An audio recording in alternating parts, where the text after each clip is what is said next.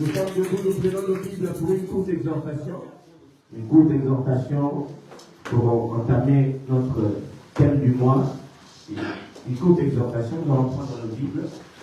Nous allons lire. Nous allons prendre d'abord Jérémie 48 au verset 10. Que nous sommes debout, Jérémie 48 au verset 10. Jérémie 48 au verset 10. Vraiment, ce petit milieu, c'est là. Jérémie 48 au verset 10. Nom Seigneur, Jérémie 48, verset 10. Amen. Maudit soit celui qui fait avec négligence l'œuvre de l'Éternel. Amen. Maudit soit celui qui éloigne son épée du carnage. Amen. Exode 23 au verset 25. Exode 23 au verset 25.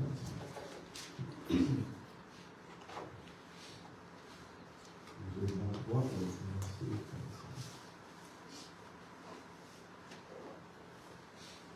Vous servirez l'Éternel votre Dieu, et il bénira votre pain et vos eaux.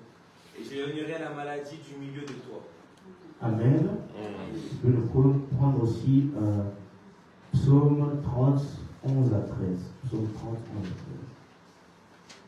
Psaume 30, 11 à 13. Mon Seigneur, écoute, Éternel, aie pitié de moi. Éternel, secours-moi. Et tu as changé mes lamentations en allégresse.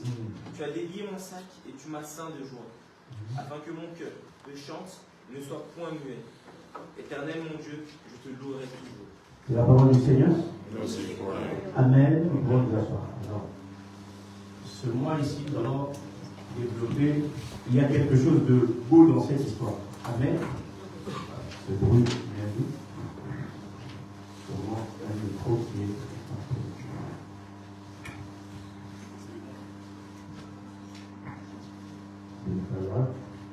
Sûrement c'est le bas.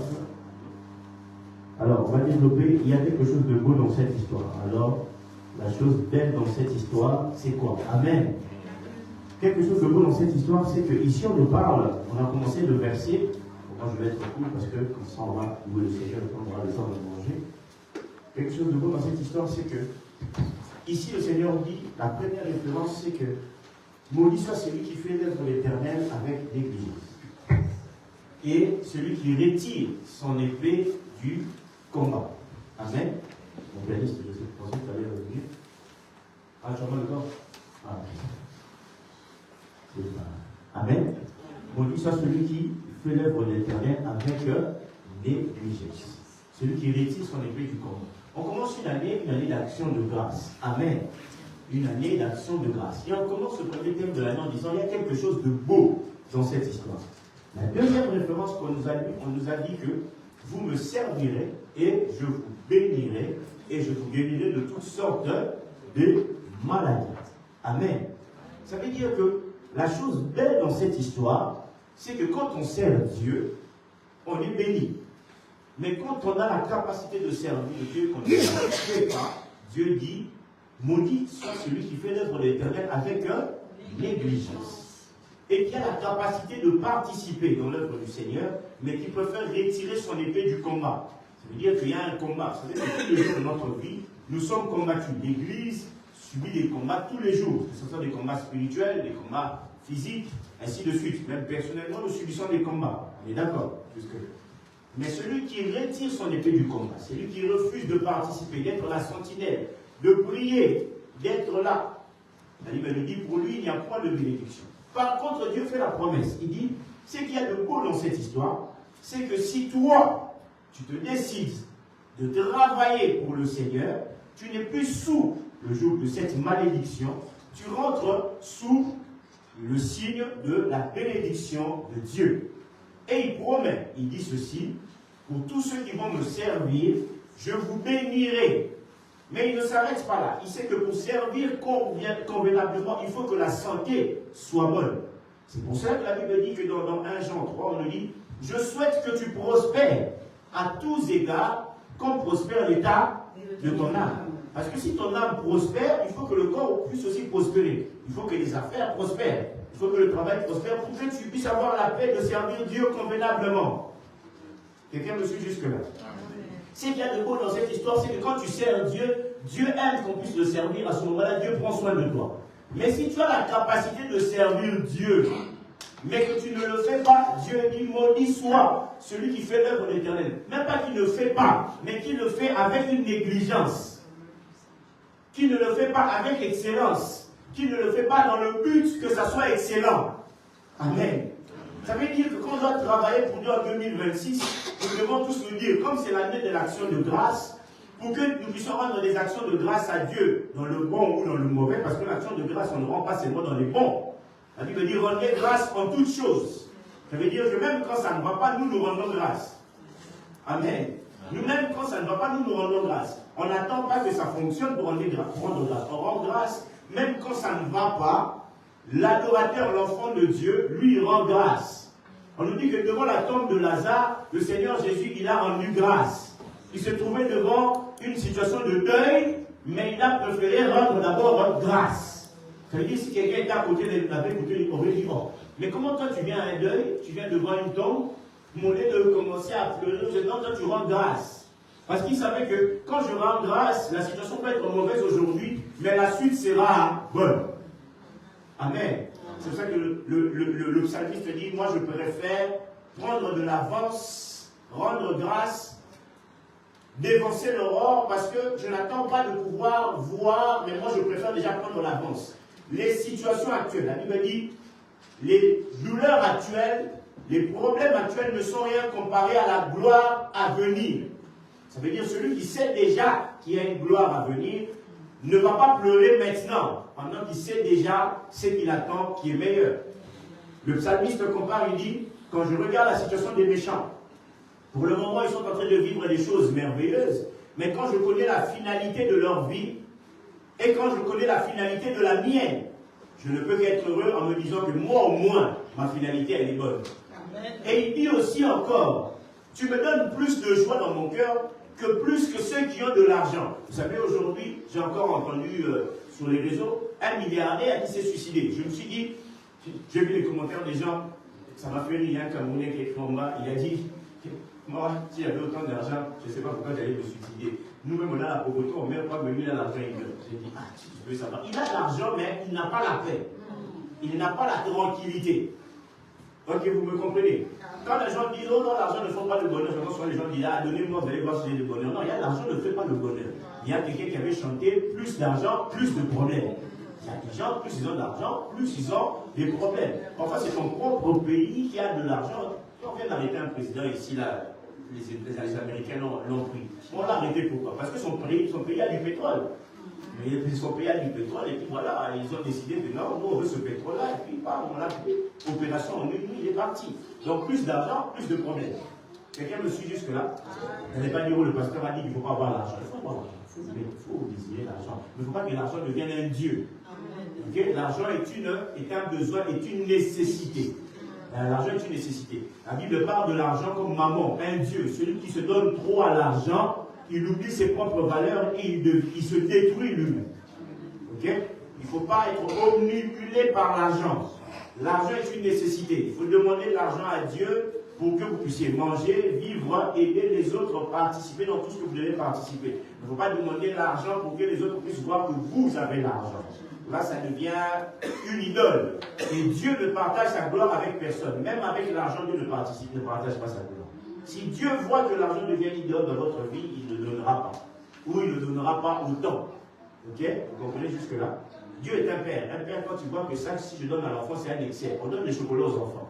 Mais on sait que si on leur donne tout un paquet, ils vont avoir mal au ventre. Qu'est-ce qu'on fait? On leur donne un biscuit, 2 biscuits, puis on dit c'est bon. Tu t'arrêtes là. Sinon après c'est mal au ventre, mot dedans. Une fois j'ai donné un paquet à ma fille, elle a trop mangé. La nuit, elle a toussé un paquet de chips. Elle a toussé toute la nuit. J'ai compris. Le paquet de chips entier n'est pas bon pour elle. Il faut lui donner parcimonie. Même si elle pleure, je veux. Moi, je sais qu'elle n'a pas conscience que l'excès de chips va la faire pousser. Mais moi, parent que je suis, je sais que l'excès des chips va la faire pousser. Dieu aussi, parent qu'il est, il sait que l'excès de certaines choses vont nous faire pousser. C'est pour ça qu'il donne par parcimonie. Il dit, je ne peux pas tout donner maintenant. Si je donne tout maintenant, les conséquences seront terribles. Il faut d'abord donner petit à petit. Petit à petit, elle va grandir, son estomac va grandir, elle-même elle pourra gérer. Je donnerai petit à petit, beaucoup plus. Quelqu'un me suit jusque-là? Quand ils sont enfants, ils n'ont pas encore conscience. Un enfant peut manger quelque chose qui lui a fait mal au ventre aujourd'hui, 2 jours après, il te redemande la même chose. Parce que c'était bon. Il a oublié que ça lui fait mal au ventre. Il va te dire, je veux la même chose. Ça, ce sont les enfants. Dieu sait aussi qu'il y a des choses que s'il nous donne maintenant, même si ça nous fait mal, on va encore le demander. On va demander la même chose, on va dire, ah non, c'était bien à un moment. Dieu sait, il dit, en tant que parent, je vais donner petit à petit. C'est pour ça que ne soyez pas trop pressés avec Dieu. C'est pour ça que la patience est un fruit de l'esprit. Hein, la patience est un fruit de l'esprit. Parce que vous avez besoin d'être patient. Dieu est un père. Il sait, il connaît l'évolution. Il voit, il dit, là si je donne trop, ça va il risque de se perdre. Il faut donner petit à petit. Quelqu'un me suit jusque-là? Ça s'appelle l'évolution. Même en tant que chrétien, on évolue. On grandit. C'est pour ça qu'on appelle grandir spirituellement. C'est une évolution. La vie chrétienne, c'est pas directement je me convertis, je deviens grand. C'est une évolution. Même nous qui sommes hommes de Dieu, on évolue. Ceux qui m'ont connu ici vous diront, ils ne prêchaient pas la même chose il y a 20 ans. Ils prêchent différemment. Ça veut dire que j'ai évolué. Quelqu'un me suit jusque-là? Amen. On grandit. Il y a 20 ans, on ne faisait pas des lives. Facebook. On ne faisait pas du tout, n'est-ce pas, maman? On ne faisait pas de live à Madou, au début on ne faisait pas de live Facebook, on ne connaissait pas, Facebook n'existait pas. Et puis quand Facebook est arrivé, il n'y avait pas encore de live. Et puis je me rappelle, quand les lives ont commencé, beaucoup de pasteurs ont même fait des prédications. C'est le diable, il ne faut pas le faire, c'est mauvais. Les réseaux sociaux, les lives Facebook, ceux qui vont aller là-bas, c'est. Et bizarrement, les mêmes qui ont prêché ça, moi je les vois maintenant, ils font des lives. Je me dis, waouh, bizarrement, ça a changé.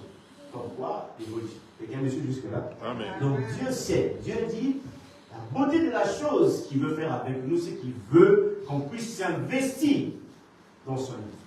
Si toi tu as la capacité de travailler pour le Seigneur, mais que tu es négligent, ou tu attends que ce soit les autres qui puissent le faire, tu es sous le joug de la malédiction. Il y a un pasteur qui nous avait prêché ça une fois à Kinshasa, il avait dit, beaucoup d'enfants de Dieu n'iront pas au ciel à cause de la négligence de l'œuvre du Seigneur.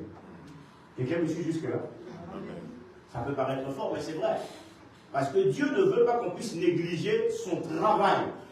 Ça veut dire que tu dois t'investir pour l'œuvre du Seigneur de toute ta force, de toute ton âme, de tout ton cœur. Tu dois participer dans l'œuvre du Seigneur. Quelqu'un me suit jusque-là? Amen. Celui qui ne le fait pas, il est sous le joug de la maladie. Maudit, on n'a même pas, c'est pas moi qui l'ai dit, c'est la Bible. Mon frère, parce que qu'il a dit, n'est-ce pas? On a dit quoi?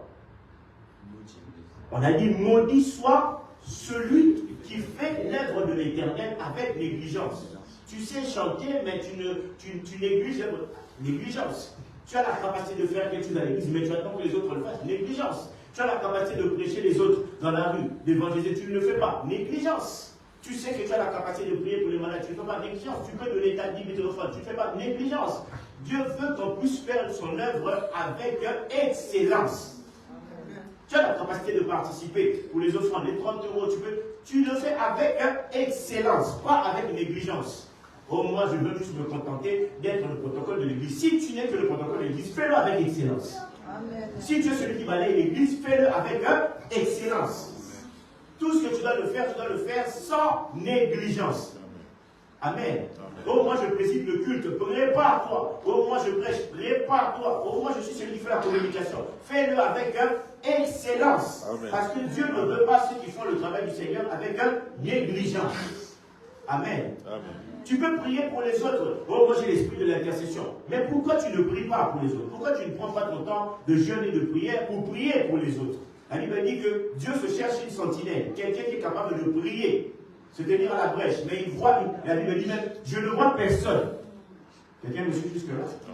Tout ce que tu peux le faire et que tu peux le faire pour le Seigneur, fais-le bien. La Bible dit, faites toutes choses comme si vous le faites pour le Seigneur. Amen. Mais regardez maintenant là où c'est beau dans l'histoire, c'est que maintenant Dieu dit, pour tous ceux qui vont faire mon œuvre, tous ceux qui vont me servir de tout leur cœur, de toute leur force, de tout leur âme, je bénirai. Et ça c'est beau. Je vous bénirai. Non seulement je veux vous bénir, mais je veux m'occuper de guérir toutes sortes de vos maladies. Il n'a pas dit qu'il y a des maladies qui sont exemptées. Il n'a pas dit simplement les maladies physiques. Il y a même des maladies spirituelles. Quelqu'un me suit jusque-là?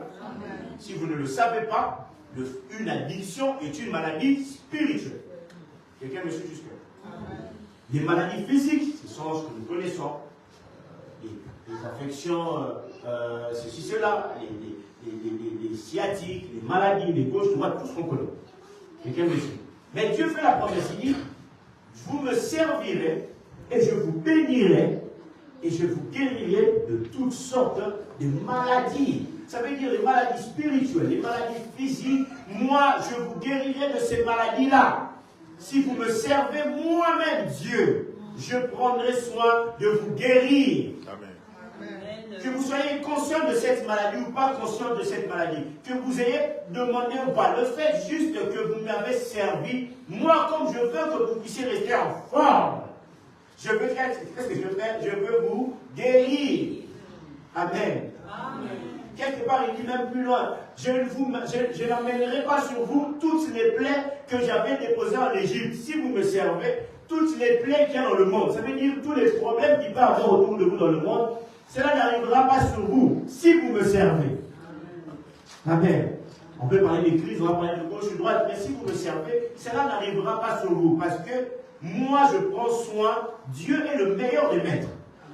Il prend soin de ses serviteurs de A à Z. Il a dit à Israël, pendant tout le temps que vous étiez dans le désert, vos habits ne se sont pas abîmés, vos chaussures ne se sont pas abîmées. Il va même plus loin, il dit, même vos pieds ne se sont pas enflés. Amen. Donc j'ai pris soin de vous, de bout en bout. Il y a une promesse qui est magnifique de la Bible, moi je l'aime beaucoup, il dit, je prendrai soin de toi, de ta jeunesse, jusqu'à ta vieillesse. Mais il dit quelque part encore, je vais te rajeunir comme l'aigle. Moi j'ai compris que même la vieillesse, c'est Dieu est une jeunesse. Ça veut dire que quand Dieu te prend de la jeunesse jusqu'à la vieillesse, c'est que les gens peuvent considérer comme étant la vieillesse. Lui, il te rajeunit. Donc tu as encore, la Bible dit, Moïse mourut à 120 ans. Il n'avait pas perdu sa vigueur. Il n'avait pas perdu ses yeux. Il marchait et il parlait encore comme un jeune homme. Amen. Pourtant, il en avait 120. Quand Dieu prend soin d'une personne, même dans un âge avancé, la personne reste comme si elle était jeune. C'est pour ça que Dieu dit, je prendrai soin de toi de la jeunesse jusqu'à la vieillesse. Et dans cette vieillesse-là, je vais te rajeunir comme l'aigle. Les gens ne comprennent pas. Il a déjà pris en âge, mais la santé, ça va. Les yeux, ça va. Le travail, ça va. On lui parle, tout est normal. Il continue à exceller. Il fait des business, ça marche. Il investit malgré l'âge avancé. Mais tout fonctionne. Pourquoi? Parce que Dieu prend soin de lui. Amen. Dieu est le meilleur des maîtres qui prend soin de ses serviteurs de bout en bout. Dieu ne laisse rien. Amen. Quelqu'un me suit jusque là? Amen. C'est qu'il y a avec Dieu ceux qui s'occupent même de notre corps, même à l'intérieur. En fait, vous savez, les maîtres du monde, parfois, je te moi, je te donne l'argent du transport, je dis, je te donne l'argent, je te paye la maison, je te donne la voiture, peut-être on regarde des choses à manger, mais il ne s'occupe pas de l'intérieur de toi. Mais Dieu s'occupe même de l'intérieur de toi. Quelqu'un me suit jusque-là? On l'appelle l'Éternel des armées. Il gère même les globules blancs, les globules rouges, il gère même les atomes, il regarde. Quand le corps fait une alerte, lui, dans lequel il a dit, bon, il y a un problème dans ce corps-là, allez régler ça. Je me rappelle de la vision d'une femme qui avait parlé, qui disait qu'une fois elle dormait, elle était très malade. Et elle va à l'hôpital, les médecins lui disent on ne peut rien faire pour vous, on n'arrive pas à trouver la maladie. C'est impossible. Qu'est-ce qu'elle fait? Elle dort, elle prie le Seigneur, elle dit Seigneur, toi on nous a dit que tu es celui qui guérit. Je vais Rapha. Tu es des médecins. Tu as créé le corps humain, tu le connais mieux que les médecins. Donc elle dort. Pendant qu'elle dort, elle voit une vision que Dieu envoie 2 anges qui viennent, qui lui ouvrent le ventre et qui sortent la tumeur qui était dans son corps. En fait, ils n'ont pas vu la tumeur à l'hôpital, mais en fait, c'était une tumeur. Elle voit qu'on lui enlève la tumeur. Puis elle se réveille, elle sent comme si dans son ventre, pas que c'est ouvert, mais comme si on avait touché. Et elle se sent léger. Elle part à l'hôpital, mais elle n'a plus mal. En fait, ils avaient remarqué qu'elle ne trouvait rien, mais que son corps était bizarrement infecté de quelque chose. Là, on dit, je vois qu'il n'y a pratiquement rien, et votre corps répond normalement encore même mieux qu'avant en fait. C'était bizarre parce qu'on voyait un gros taux d'infection, mais on ne savait pas voir d'où ça venait. Mais là, on ne voit quasiment plus rien, ni l'infection. Elle a dit, mon Dieu m'a opéré la nuit. Amen. Quelqu'un me suit? Aujourd'hui, ma fille m'a dit, papa, j'ai mal dans mon cœur quand j'ai prié pour elle. J'ai dit, Seigneur, je peux lui donner à manger, je peux lui donner à boire, je peux lui donner les vêtements, mais je ne vais jamais gérer ce qu'il y a à l'intérieur de son corps. C'est-à-dire, comme elle a mal, toi qui es le papa le plus responsable, toi qui es son vrai père, parce que le vrai père de nos enfants, c'est Dieu. Comme c'est toi ce vrai père, et que toi tu es le père qui gère même à l'intérieur, va guérir même à l'intérieur. Amen. C'est ça qui est beau dans cette histoire. Je termine avec le psaume 30, verset 11, et qui dit, frère, tu peux nous lire ça lentement, s'il te plaît? Et après, nous allons prier et nous allons manger. Frère Hans, psaume 30, verset 11, jusque 13. Oui, c'est ça. Écoute, Éternel, aie pitié de moi. Éternel, secours-moi. Amen. Ça, c'est celui qui demande à Dieu de pouvoir le secourir. Amen. Mais regardez maintenant les paroles d'une personne qui dévance l'Europe, qui ne se lamente pas, qui sert Dieu et qui sait que Dieu écoute. Écoutez, le verset 11, le verset 8. Et tu as changé mes lamentations en allégresse. Tu as délié mon sac et tu m'as ceint de joie. Afin que mon cœur te chante et ne soit point muet. Amen. Il dit, tu as changé, dans ma version, il dit, tu as changé mes lamentations en allégresse. Tu m'as retiré mes habits de deuil pour me donner un habit de fête. Amen. Donc lui, frère Tichik, il est en train de pleurer. Il dit, Seigneur, aie pitié de moi, secours-moi. Mais il se rappelle que, action de grâce, on est grâce à toutes choses. Et puis il se rend compte que, non, j'ai servi Dieu. Comme j'ai servi Dieu, je prends déjà de l'avance. Comment tu peux comprendre, frère Aiguille, qui dit, quelques secondes avant, il est en train de pleurer, secours-moi. Mais lui-même, il dévance même déjà la réponse de Dieu. Il dit, parce que tu vas me changer mes habits de deuil en habits de fête. Et tu vas me donner l'allégresse. Oh, mon frère, il y a 2 minutes, tu es en train de pleurer. Frère, pense que ça.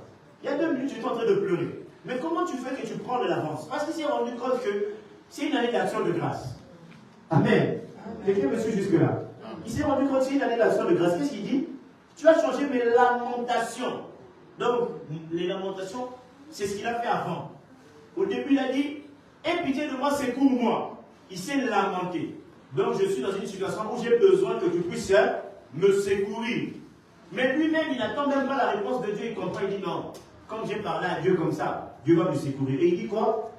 Et tu as changé mes lamentations en allégresse. L'allégresse, c'est la joie extrême, n'est-ce pas? Tu m'as retiré mes habits de deuil. Amen. Pour me donner un habit de fête. J'étais censé être endeuillé pour toute l'année 2026. Amen. J'étais censé vivre la même année que 2025.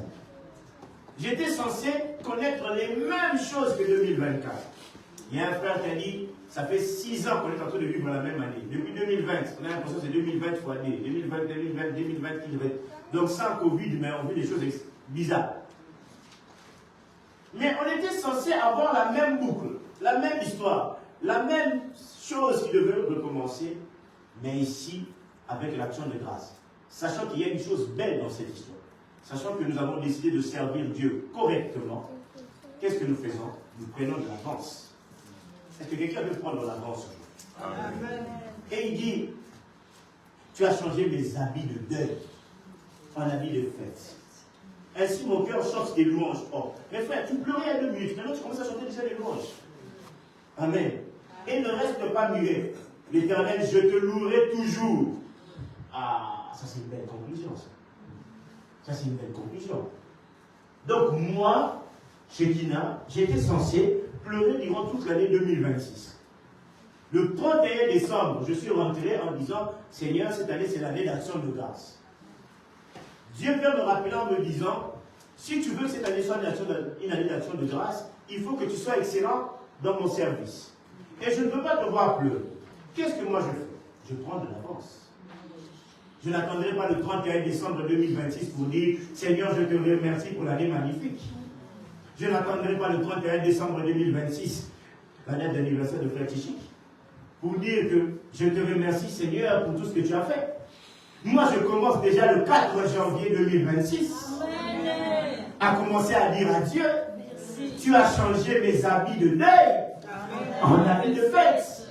Moi, modeste, je n'ai pas le temps d'attendre que tu puisses faire des miracles. Je suis déjà dans l'action de grâce. Je chanterai tes louanges pour toujours. Parce que j'ai compris, là où j'ai demandé ton secours, le secours est déjà là. Et comme j'ai promis de te servir, tu as promis aussi que tu me béniras et que tu me guériras de toutes sortes de maladies. Alors, sachant cela, moi, Kenya, je ne serai plus dans le deuil. Je serai dans la fête. Je serai dans la joie. Parce que mes lamentations sont terminées. La Bible dit, ceux qui ont sémé avec des larmes récolteront avec des chants d'allégresse. J'avais sémé dans les larmes le 31 décembre en disant, cette année, Seigneur, l'année prochaine, comme ce soit mon année, le 4 janvier, je prends conscience d'une chose, dans cette année, action de grâce, ça va être de fête sur fête. Des habits de fête, plus des habits de deuil. Il est venu pour arrêter notre deuil et pour nous donner la fête et la joie pour toute cette année. Cette année, nous allons aller de gloire en gloire, de succès en succès, grâce après grâce. Nous allons rendre grâce même quand on a l'impression que ça ne va pas, on rendra déjà grâce. Parce qu'on sait que le Dieu du ciel qui a fait la promesse, il est fidèle. Il ne s'arrêtera pas comme ça. La Bible dit que ce ne sont pas les morts qui louent Dieu. Comme Dieu ne veut pas qu'on puisse mourir, comme il a dit cette année, c'est action de grâce, il ne nous laissera pas mourir. La Bible nous dit, le premier jour, on était enterrés. Le deuxième jour, on était encore sur la tombe. Mais le troisième jour, il s'est souvenu de nous, il nous a ressuscités. Je voulais dire à une personne, même si le premier jour, tu as l'impression que tu es sous terre, le deuxième jour, tu es sous terre, sache que le troisième jour, il va te ressusciter. Parce qu'il a besoin de ton action de grâce cette année. Il veut que tu puisses le louer avec tes affaires, tes avoirs, ta vie, tes paroles, tes mains, tout ce que tu peux faire pour louer Dieu cette année. Fais-le, rends de l'avance. Et c'est ça qu'il y a de beau dans cette histoire. Est-ce qu'on peut se mettre debout? C'est ça qu'il y a de beau dans cette histoire. Tu vas dire à Dieu, je prends déjà de l'avance. Je promets d'abord de te servir cette année avec excellence. Dis à Dieu, je veux le faire d'une manière excellente. Je veux faire tout ce qu'il faut pour servir. Et Père, je sais que tu me béniras. Prends de l'avance comme cet homme. J'ai aimé ce psaume parce que en 3 versets, le premier verset il se lamente et les 2 autres versets il prend de l'avance, il comprend. Il dit, ce Dieu-là que je suis en train de servir, il prendra soin de toi. Est-ce que tu peux déjà promettre à Dieu? Tu dis Seigneur, ce n'est ni par ma force, ni par ma puissance, mais c'est par ton esprit que je te servirai de manière excellente. Lui-même, il a dit, j'ai donné mon esprit à ces hommes, afin qu'ils puissent faire des choses de manière excellente pour le tabernacle. Il te donne l'esprit. Mais aussi, prends de l'avance. Commence à bénir ton année comme si tu étais déjà le 31 décembre 2026. Bénis ton année comme si tu avais déjà été, prends déjà de l'avance. Dis, Seigneur, cette année, je sais déjà que les habits de deuil sont partis, de 2025 sont partis. Ce sont des habits de fête. Est-ce qu'on peut prier? Prions au nom de Jésus. Allez. Père, je prie, sachant, Père, que cette année est une année merveilleuse pour moi. Père, je promets de te servir de manière excellente. Là où j'étais négligent. Mais par ta force, Père, tu feras en sorte, Père, que je puisse faire des choses de manière excellente. De manière excellente. De manière excellente, Père. Je le ferai de manière excellente, Père, pour toi. Ni par ma force, ni par ma puissance, mais par toi. Monte en prière, fais-le bien. Prends de l'avance. Tu es déjà le 31 décembre 2026. Remercie déjà pour tout ce qu'il a fait, les habits de fête, C'est rare qu'on te dise ça. 31 décembre 2026, tu y es déjà. On a fait le 4 janvier, mais toi tu es déjà en décembre. Tu dis Seigneur, merci pour les habits de fête. Merci parce que j'ai servi. J'ai bien servi. J'ai bien servi. J'ai bien servi. J'ai bien servi. Merci pour la guérison sur toutes sortes de maladies. Merci pour la guérison sur la sciatique, sur les maladies spirituelles, sur la grippe, sur les infections, sur les tumeurs, sur les problèmes des yeux, sur la tête, sur tout. Sur les problèmes spirituels, financiers. Remercie déjà par rapport à ça. Remercie. Tu es déjà le 31 décembre 2026. Tu prends de l'avance, prends de l'avance, prends de l'avance. Prends de l'avance. Prends de l'avance. Prends de l'avance. Prends de l'avance. Ne t'arrête pas à la lamentation. Tu as déjà crié, c'est pour moi. Maintenant tu rentres dans le je te louerai pour toujours. Rentre dans le je te louerai pour toujours. Père, je te louerai pour toujours. Je suis déjà le 31 décembre 2026. En train déjà de te célébrer. Je rentrerai dans cette nouvelle année-là.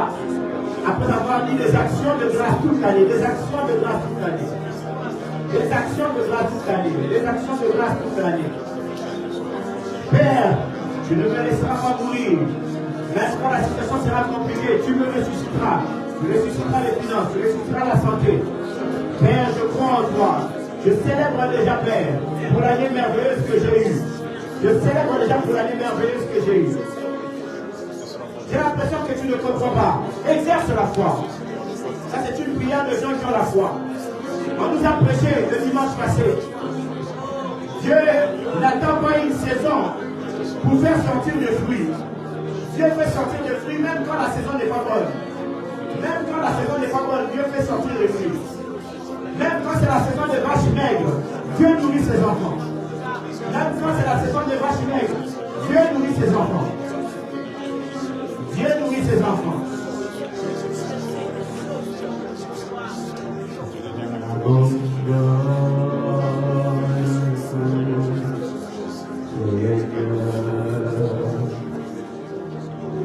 Je me donne tout, Seigneur, sans rien garder, sans rien garder, sans rien garder, sans rien garder. Pendant qu'on est en train de prier, le Seigneur me dit,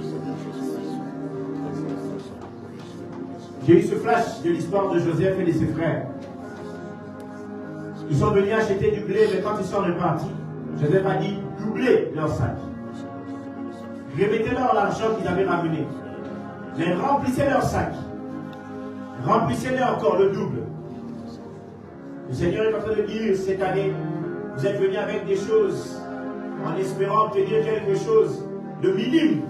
Mais Dieu dit, à la conclusion de cette année, de 2026, vous ressortirez de cette année avec le double. Et le Seigneur dit que quelqu'un puisse proclamer cela en disant, je ressortirai avec le double. Je ressortirai avec le double d'huile, le double d'onction, la double portion. Je sortirai avec le double d'argent, de finances, de réussite et de succès.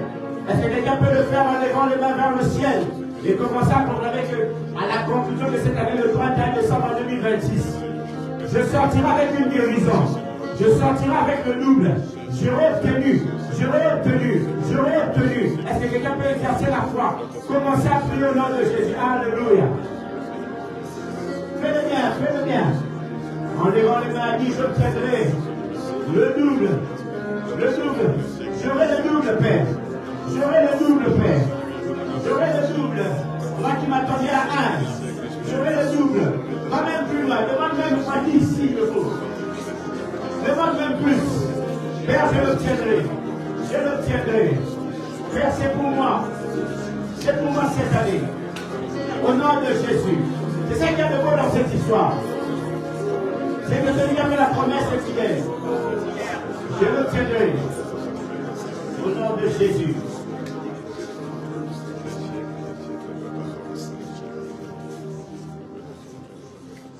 Gloire.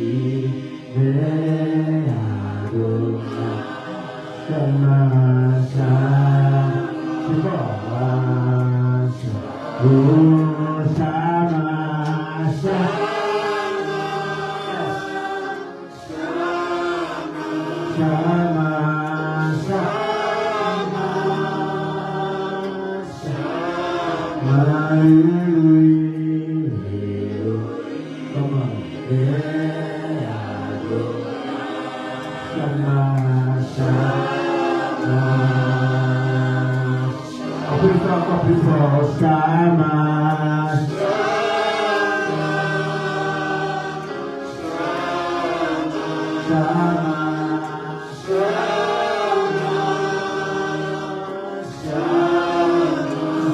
Elohim, Elohim,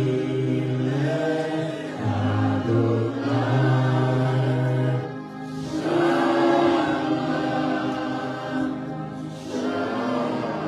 Père, merci pour la guérison, merci pour la guérison, merci pour la guérison, merci pour la guérison, merci pour la guérison, merci pour la guérison, merci pour la restauration, merci pour la restauration, merci pour la guérison, merci pour la guérison, pour la restauration, merci pour la restauration, merci pour la bénédiction, merci pour le changement, merci pour la parole, merci pour la restauration, merci pour la restauration des foyers, merci pour la restauration des vies, merci pour la guérison, merci pour la joie, merci pour la nouveauté, merci pour l'histoire, merci, Père, merci pour la France, merci pour tout ce que tu as répondu, merci pour le changement, merci Père pour la France, depuis le début de l'évangile, merci pour cette année de part, merci pour la relation de grâce, merci pour les instants de grâce, merci pour les actions de grâce que nous ferons, merci pour les amis de fête, merci pour les amis de fête, merci parce que nous avons fait avec l'âme, nous les pouvons avec les jeux de l'Église, au nom de Jésus-Christ de Nazareth, et nous disons Amen. Gloire à Dieu, Amen. Nous allons nous asseoir rapidement. Nous avons nos offrandes du jour, les offrandes de l'année 2026 et nos 30 euros. Pour ceux qui ne savent pas, 30 euros, c'est ce que nous donnons pour pouvoir acheter notre salle. Amen. Il y a tellement d'assemblées